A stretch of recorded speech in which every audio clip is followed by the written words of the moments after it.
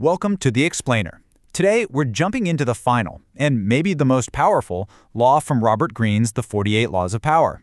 It's a law that tells us the greatest strength doesn't come from being a solid rock, but from being more like water.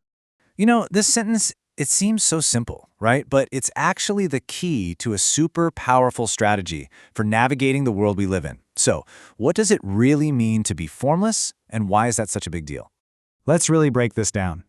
We're going to see how embracing this idea of fluidity isn't about being weak or passive. It's actually about how to become an almost unstoppable force.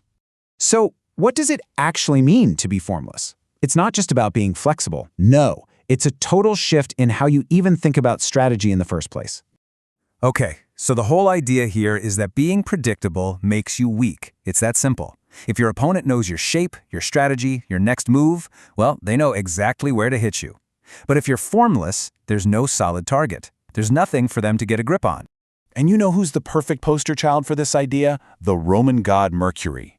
Just think about him. He represents speed, constant change, elusiveness. He's a messenger, a trickster. He's never in one place for long. That right there is the energy of formlessness.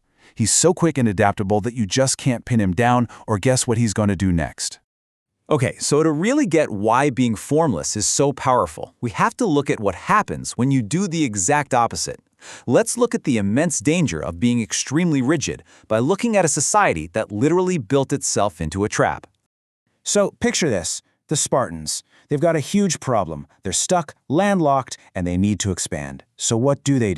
They conquer their neighbors. But that solution created an even bigger issue. Now they're in charge of this massive and very resentful population of enslaved people, the Helots, who completely outnumbered them.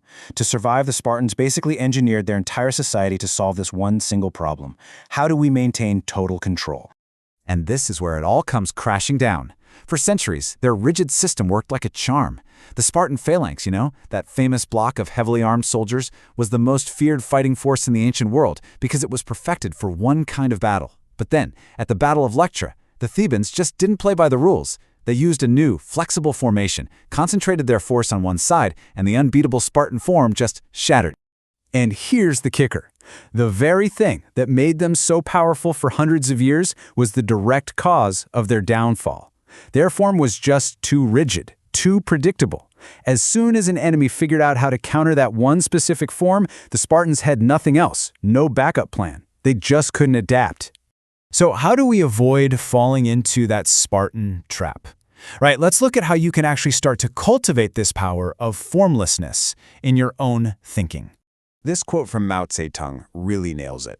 I mean, think about it. Water doesn't have a plan. It doesn't have a fixed shape. It just flows, and it always finds the path of least resistance. Strategically, what that means is you have to adapt to reality as it is right now, not try to force reality to fit some plan you came up with yesterday. And Napoleon, he was a master of this. You can kind of break down his thinking into three powerful parts. First, be brutal with the past. Don't let yesterday's wins or losses cloud your judgment today.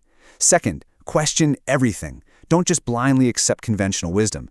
And third, and this is the big one, trust your own instincts to read the moment and adapt on the fly. That's true mental agility. But here's where this law gets really interesting and sophisticated. Because being formless doesn't just mean you're scattered or passive all the time. It also means knowing exactly when it's time to take a shape. Yeah, so think of it like this. You've got two modes. You use formlessness as your defense. You're evasive. You make your enemy chase you. You wear them out. You let them get disorganized. But when the moment is right, you suddenly coalesce. You take a form, a concentrated, powerful, focused shape, and you deliver the final decisive blow. It's like this constant dance between the two states. And this quote, bam, it just captures that exact moment of transition. It's that shift from being the elusive, uncatchable water to suddenly becoming the powerful, crushing wave. The formless part is over, and the focused attack begins. So we've seen the trap of being too rigid and the power of being fluid. What's the bottom line here? How do we actually apply all of this? So here it is. The ultimate power isn't about always being formless. If you do that, you'll just be scattered and you won't get anything done. The real power is in mastering the dynamic between the two. It's knowing when to be water and when to be the rock. It's having the wisdom and the agility to consciously choose your state to perfectly match what the situation demands. And that's really the thought I want to leave you with. Think about your own life, your career, your relationships, your big projects. Where have you become too rigid? Where are you being the Spartan? In a world that is changing faster than ever, being more like water isn't just a cool strategy for power, it might just be the most essential skill for survival.